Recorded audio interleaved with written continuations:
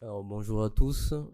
Du coup, Ahmad Anis, chargé d'études sur les oiseaux forestiers de Mayotte et animateur, coordinateur du suivi temporel des oiseaux communs euh, sur l'île au sein du GEPOMAI, donc groupe d'études et de protection des oiseaux de Mayotte. Alors aujourd'hui, je vais vous présenter notre projet d'estimation de la taille des populations d'oiseaux communs, un nicheur de l'île. Donc, on a fait un état zéro de l'avifaune mahoraise avant le cyclone Chido. C'est important de le préciser parce que le cyclone est venu chambouler tous nos écosystèmes. Du coup, avant de poursuivre, je tiens à remercier l'OFB, le conseil départemental pour le financement de notre projet, le soutien technique d'Alexandre Villers, notamment sur la partie analyse statistique, et le CIRAD pour la cartographie. Alors rapidement, je vais vous présenter la communauté aviaire euh, de Mayotte. Donc c'est près de 160 espèces observées dans l'histoire de l'île. Une trentaine d'espèces inféodées aux zones humides côtières et terrestres. Donc on a les rallidés, ardéidés et limicoles. Une quarantaine d'espèces nicheuses. Euh, Parmi elles, 28 espèces terrestres nicheuses hors zone humide intérieure. Et parmi ces 28 espèces terrestres, 7 espèces forestières. Alors, je vais vous présenter rapidement le programme stock pour lequel on a utilisé le, le- l'échantillonnage pour l'estimation de taille de pomme. Euh, alors, le programme a été lancé en 2020 avec un protocole adapté. Euh, donc, contrairement à ce qui est fait en métropole, on fonctionne avec des itinéraires de 3 km environ. Souvent, c'est plus long, avec 10 points d'écoute espacés de 300 mètres. Euh, les points sont localisés dans trois principaux habitats, donc l'urbain, agricole et forêt. Donc c'est les habitats majoritaires sur l'île avec près de 80, qui représentent 90% des habitats terrestres. Euh, euh, alors le plan d'échantillonnage, donc c'est 20 itinéraires sur l'ensemble du territoire. Comme vous voyez, on couvre assez bien le territoire, nord, sud, grande terre, petite terre. Donc ce qui représente 200 points, près de 200 points d'écoute sur l'ensemble du territoire. Avec deux passages espacés d'un mois. Donc entre octobre et décembre, c'est le pic d'activité de reproduction pour la plupart des espèces nicheuses de l'île. Euh, donc le projet de suivi ensuite des oiseaux forestiers. Donc ça c'est un projet plus récent qui a voilà, sur une durée de 2 ans.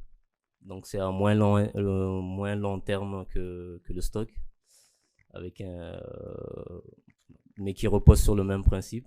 Donc des itinéraires avec des passages euh,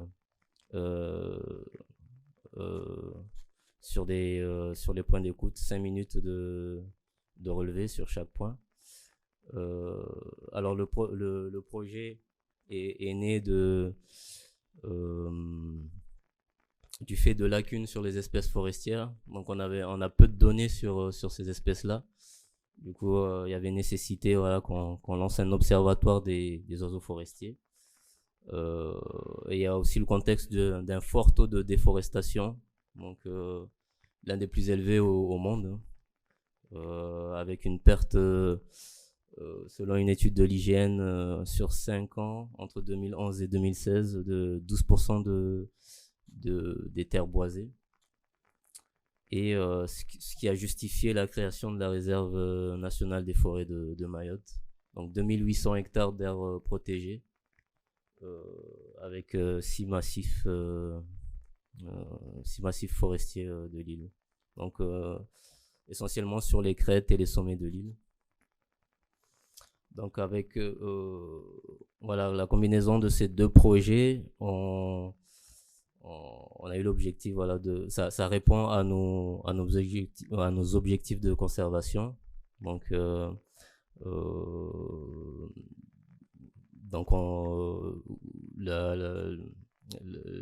mise à jour des statuts ICN pour les espèces, évaluer l'impact de l'aménagement et l'impact des phénomènes climatiques extrêmes. Alors pour l'analyse sur les habitats, on s'est basé sur la cartographie du CIRAD de 2023, avec des images basées sur des images satellites, donc avec une méthodologie de classification des habitats, voilà, qui repose sur un modèle automatisé. Le modèle est nourri par des données prises sur le terrain, donc CIRAD par des équipes du CIRAD et du GEPOMAI. Et on a ainsi répertorié 33 habitats, voilà, sur toute l'île. Donc le principe pour l'analyse statistique, c'est d'estimer une probabilité de détection pour toutes les espèces. Donc pour cela, on peut voir par exemple la probabilité de détection, elle varie, elle dépend de 3 probabilités, autres probabilités. En probabilité de présence, qu'un individu soit présent dans l'air dans l'air échantillonné, ici représenté en vert, pendant le relevé. Ça, c'est la probabilité de présence. La probabilité de disponibilité que les individus présents se manifestent.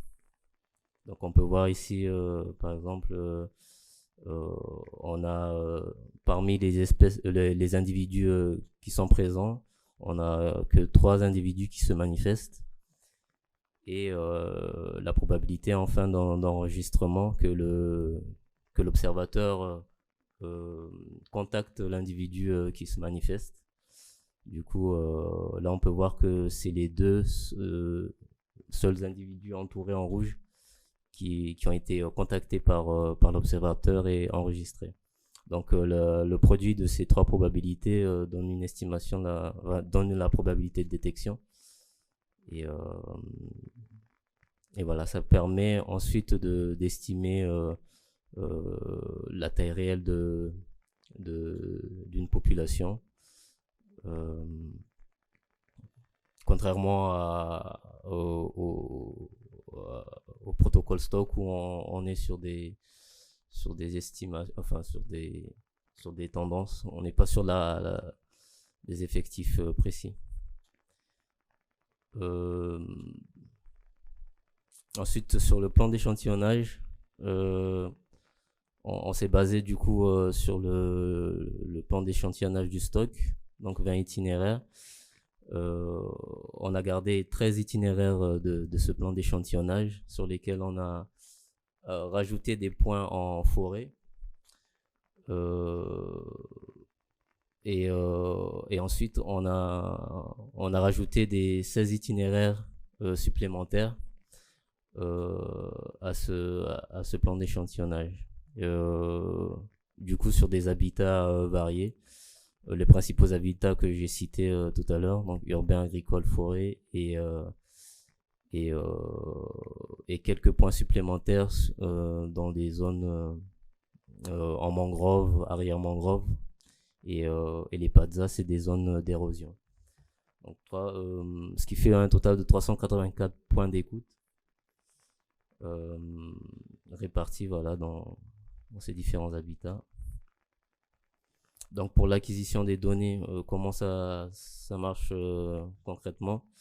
On a, euh, on a une fiche terrain avec la représentation du point d'observation sur une carte. Là, le point rouge représente la position de l'observateur. Euh, donc ici, je parle de la...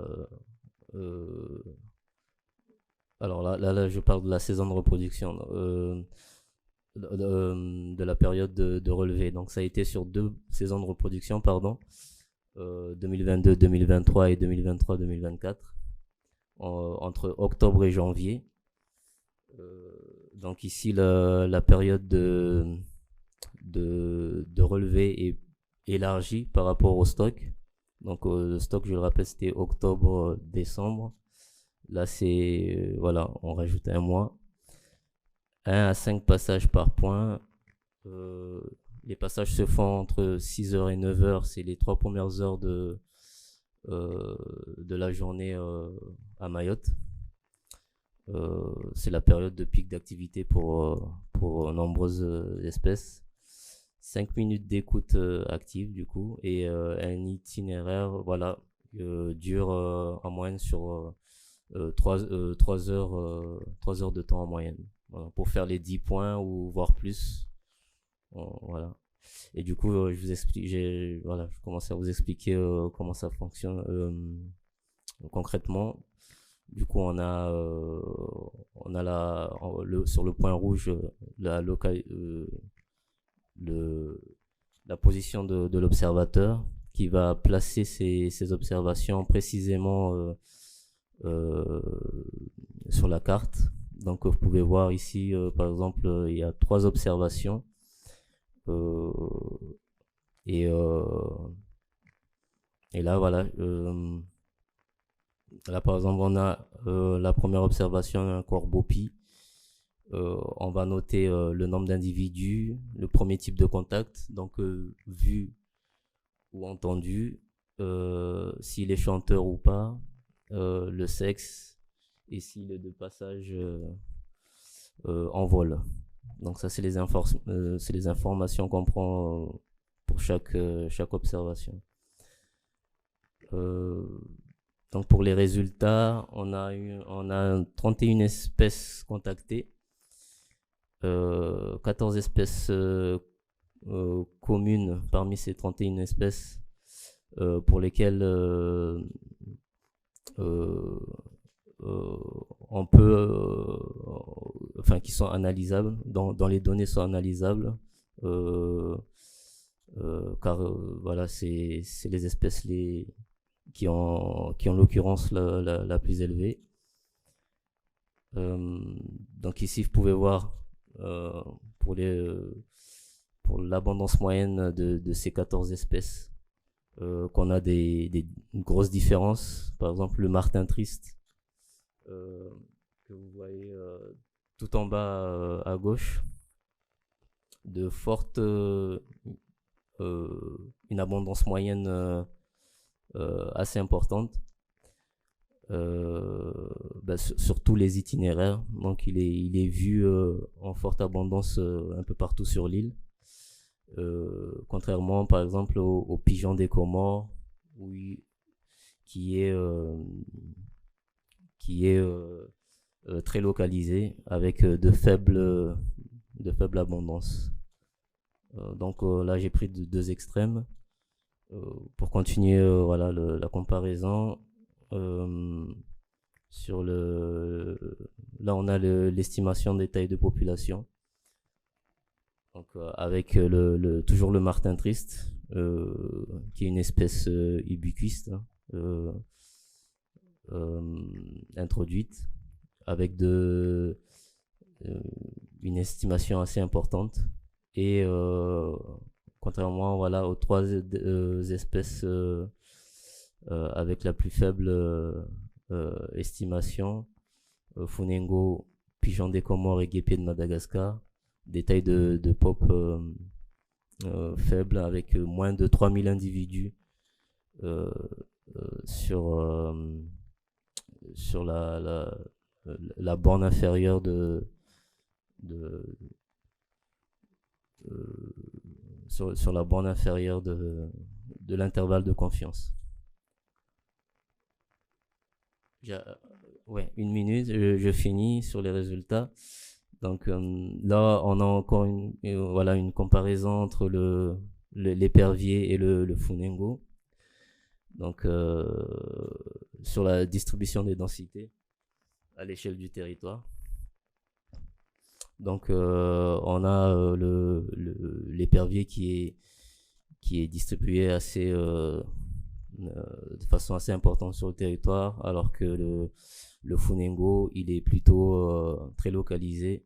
Là, on peut le voir sur les principaux massifs forestiers. Donc l'épervier qui est plutôt généraliste et Funengo spécialiste. Donc ça, c'est des résultats voilà, préliminaires qui peuvent évoluer avec l'amélioration des modèles d'analyse.